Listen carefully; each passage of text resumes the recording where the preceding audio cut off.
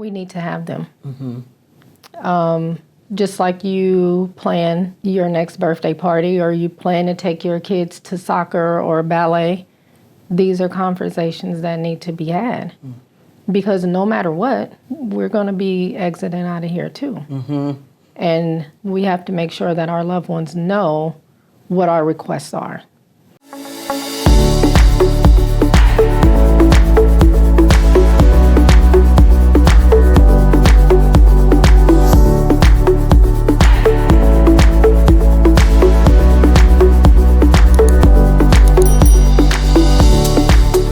Welcome to Conversations with Verdel Jones.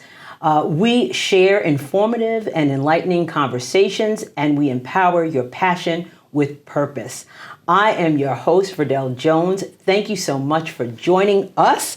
My guest today is Melvina K. Ward. She is a licensed funeral director and the founder of Undertaking Alternatives, Inc. And Melvina has always followed her calling to serve families during some of the most challenging times in their life, bringing care and dignity and compassion to her work. Her journey is one of dedication and service to her community, and we are delighted that she has joined us today. So welcome, Melvina. Thank you for having me. Yeah, I'm excited to talk to you about this topic.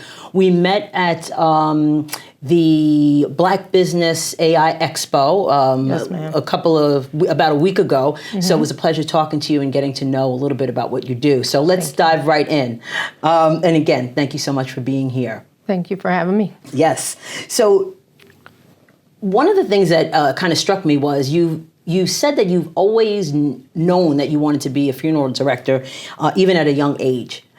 So can you share what fueled that early passion for it, and how has it shaped the purpose-driven work that you do?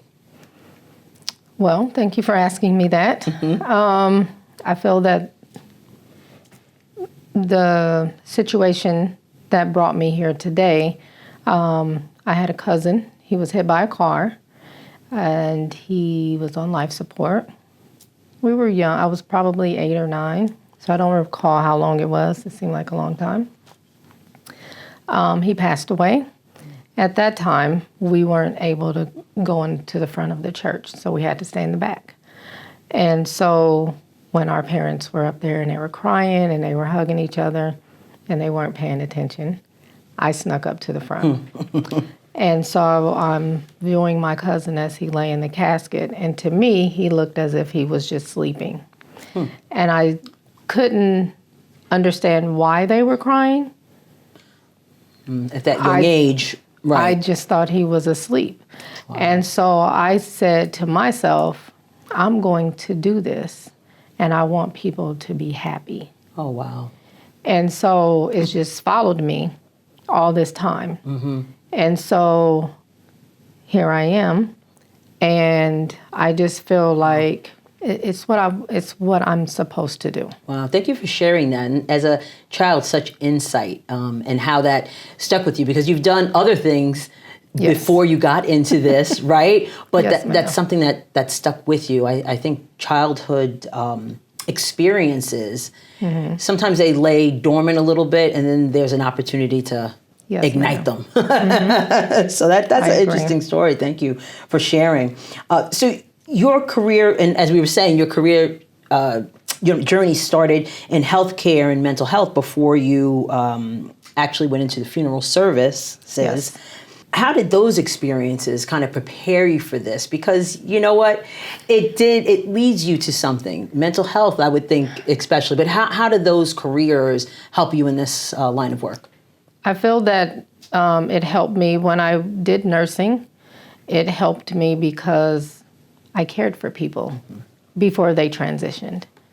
And so there were situations where someone transitioned and I had to get them prepared to be received by the funeral home. When I worked as a psych tech, you don't really know that people can pass away from a mental disability because there's different areas or aspects of, it's so exaggerated at times.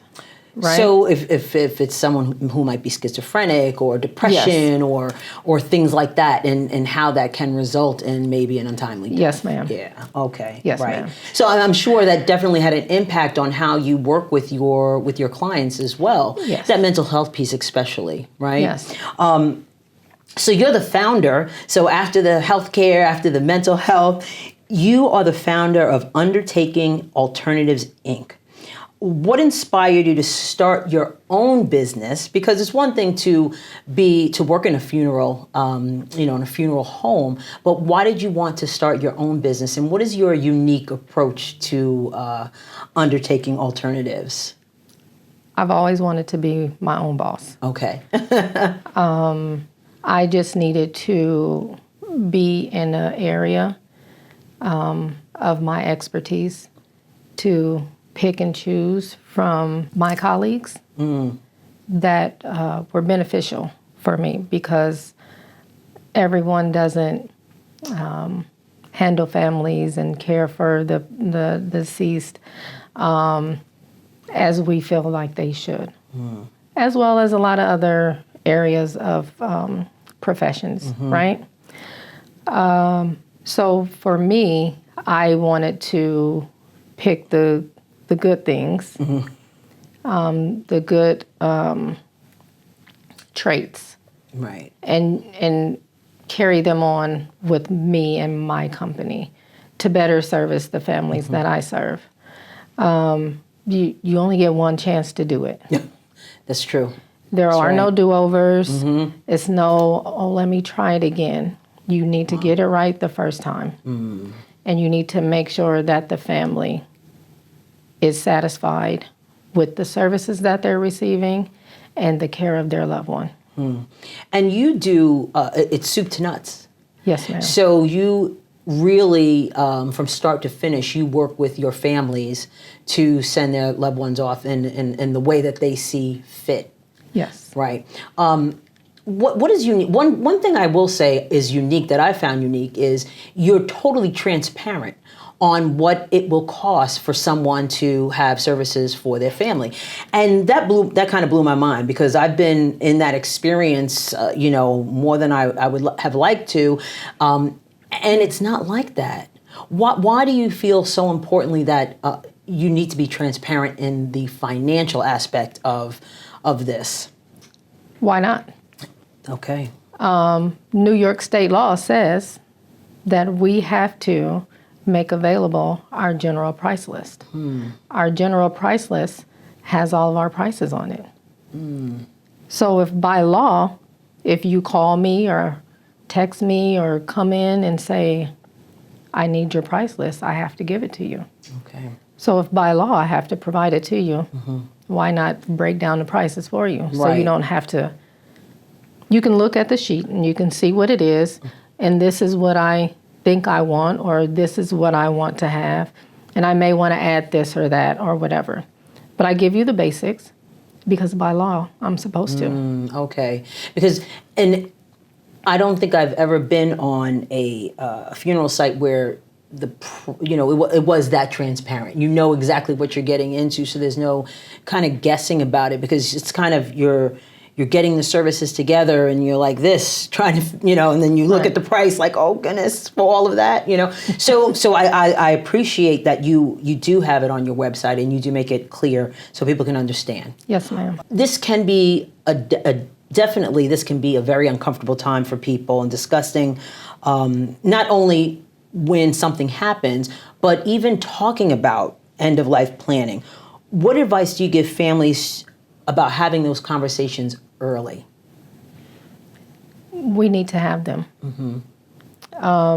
Just like you plan your next birthday party, or you plan to take your kids to soccer or ballet, these are conversations that need to be had.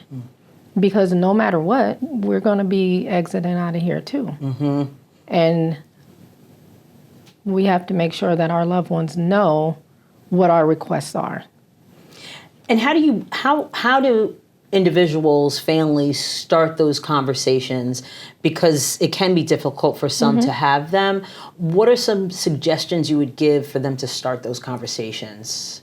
Some suggestions I would suggest would be to just talk about it. Bring it up in conversation. And if you get pushed back, and you say, okay, but we're going to have this conversation next week, and you need to follow up. Now, I know last week I brought it up, but this is what I would like to have done. These are my wishes. What would you like to have done? What are your wishes? Right. Because you could go before I go. Right. It's not scheduled No, anywhere, it's not. right? So we need to be transparent in that area also. We have grandchildren, and we talk about it. And they are so comfortable with talking about it. They're like, oh, I can't wait for Gramps to go because I'm going to be getting that and I'm going to be getting that. But you have to make it a comfortable conversation. Right, because it's real life. Right? And if we don't teach them, who else is going to teach them? Yeah, and it is a difficult situation, conversation, but like you said, it needs to happen, and everybody needs to know what your wishes are. Yes, I mean, I've had, relatives. We have, my mother-in-law, when she passed away, she already had her obituary written out because she wanted certain things in there. So even though it's difficult to do, I think you do it once and you might not have to revisit it again. Get it out of the way. I think so. Well, things change. Things change. That's true. Yeah, things change. Things change. Right. Things change as far as, okay, Mom made this obituary and she wrote these down and she said that she wanted to have a viewing. And then 10 years go by and then Mom gets a really nasty cancer. And then she says, don't want that anymore. I don't want to be viewed anymore. Right. Yeah. So things do change, right? And so because things change, we have to have these conversations. Yeah. So we have to have it more than once. You have to have it more than once. You have to. As difficult as it may be. And some people, it really depends. People are different in that sense, I think. But most of the time, initially, people think it's a hard conversation that they have to have. So your motto is, we are here to serve you, we'll cover you. It really speaks to your compassion. When we met, that really came through when we were talking about this.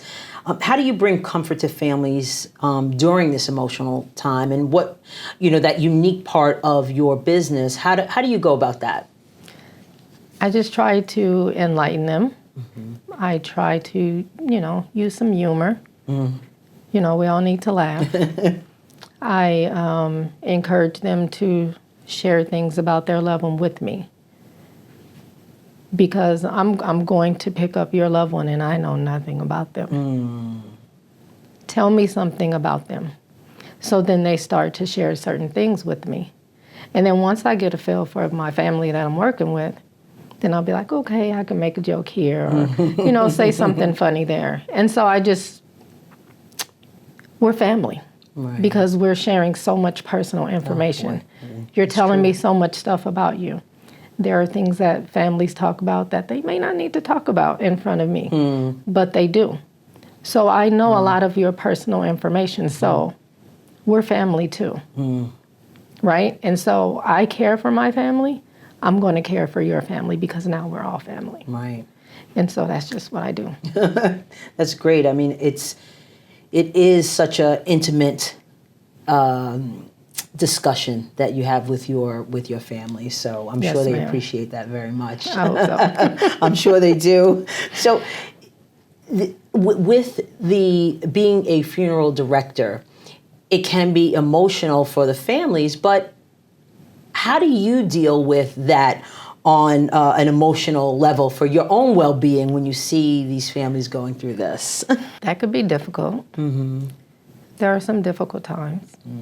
And I have to, pull myself back, and I have to tell my families, I do have feelings, and I do care, because some people have seen me cry at the service because of the circumstance, and It's a lot of different aspects, but a lot of people are like, oh, you do this all the time. This must not bother you. Yeah, it does. Yeah. It does. So I would imagine self-care is important for you. Yes. For sure. Yes. Yeah, absolutely. Absolutely. And you do it with such grace and speaking with the families. And, when you look at the journey that you've had and being a business owner, being an entrepreneur in this field, what do you hope your legacy will be with this, both personally and through Undertaking Alternatives? I've never thought about that. That's a good question. I would say that I fought hard to get where I am, to better serve the families that needed my help. Definitely. So we're going to go to a quick fire round because we're running out of time. Uh-oh. And I also want to say, before we do that, you also mentioned to me that you offer your families the opportunity to start paying for their services ahead of time. Yes. So ma'am. just give a brief explanation of that. Yes. So it's called a pre-plan. So basically we'll sit down, we'll have a conversation, we'll go over what your expectations are when you pass away. We'll get that all down. You'll have your number. You can start paying on that right then. You can make a down payment. It can be anywhere from $50 to whatever you want it to be. Okay.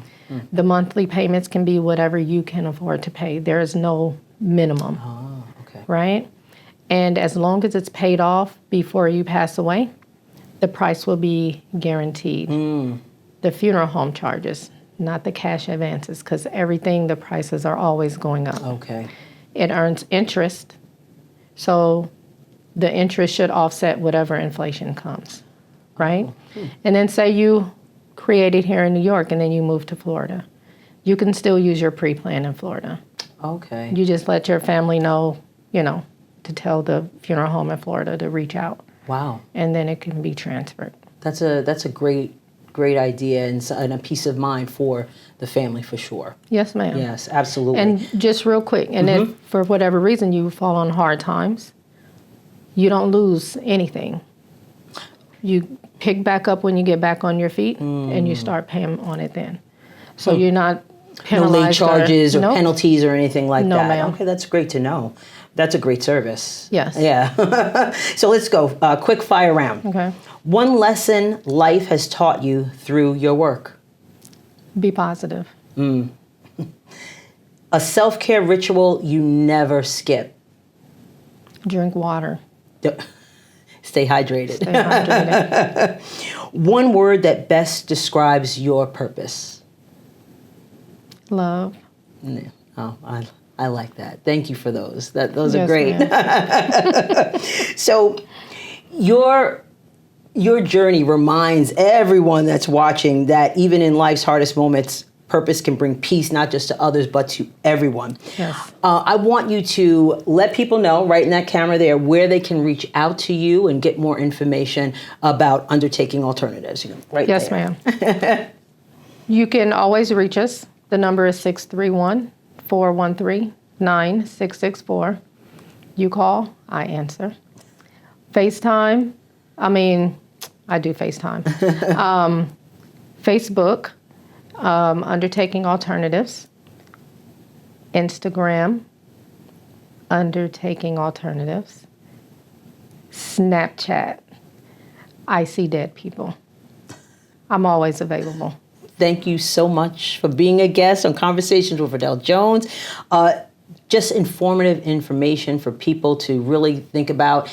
And I would tell people to start having those conversations with your loved ones. It's so important. So Conversations with Verdel Jones is all about sharing knowledge, inspiring action, and helping turn your passion into reality. So remember, in the words of Maya Angelou, when you learn, teach, and when you get, give. If you enjoyed our conversation, make sure that you like, share, and subscribe so you never miss an episode. Thank you so much for watching. I'm your host, Verdel Jones, and we will see you next time.